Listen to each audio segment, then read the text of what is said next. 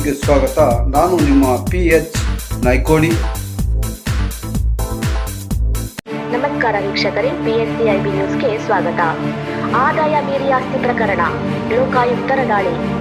Karnataka Lokayukta Kalaburagi police ಅಧೀಕ್ಷಕರಾದ Siddaraju C ಅವರ ಮಾರ್ಗದರ್ಶನದಲ್ಲಿ ಪಂಚಾಯತ್ ರಾಜ್ ಇಲಾಖೆಯ ಕಲಬುರಗಿ ವಲಯದ ಸೂಪರಿಂಟೆಂಡಿಂಗ್ ಇಂಜಿನಿಯರ್ ಮಾಲಿಕ್ ಕನಕಟ್ಟೆ ಅವರ ವಿರುದ್ಧ ಆದಾಯ ಮೀರಿದ ಆಸ್ತಿ ಹೊಂದಿರುವ ಆರೋಪದ ಹಿನ್ನೆಲೆಯಲ್ಲಿ ಲೋಕಾಯುಕ್ತ ಅಧಿಕಾರಿಗಳು 5 ತಂಡಗಳನ್ನು ರಚಿಸಿ ವಿವಿಧ ಸ್ಥಳಗಳಲ್ಲಿ ಏಕಕಾಲದಲ್ಲಿ ಶೋಧ ಕಾರ್ಯಾಚರಣೆ ನಡೆಸಿದ್ದಾರೆ.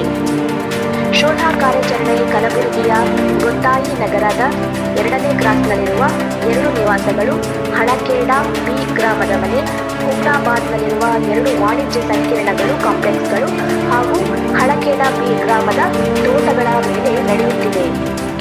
ಲೋಕಾಯುಕ್ತ ಅಧಿಕಾರಿಗಳು ಆಸ್ತಿ ದಾಖಲೆಗಳು, ಬ್ಯಾಂಕ್ ವ್ಯವಹಾರಗಳು, ಸ್ಥಿರಾಸ್ತಿಗಳು ಹಾಗೂ ಇತರೆ ಹಣಕಾಸು ಸಂಬಂಧಿತ ದಾಖಲೆಗಳ ಪರಿಶೀಲನೆ ನಡೆಯುತ್ತಿದ್ದು, ಶೋಧ ಕಾರ್ಯಾಚರಣೆ ಇನ್ನೂ ಮುಂದುವರಿದಿದೆ. ದಾಳಿಯ ಬಳಿಕ ಹೆಚ್ಚಿನ ಮಾಹಿತಿ ಹಾಗೂ ಆಸ್ತಿ ವಿವರಗಳು ಅಧಿಕೃತ ವರದಿ ಬಿಡುಗಡೆಯಾದ ನಂತರ ಲಭ್ಯವಾಗಲಿವೆ.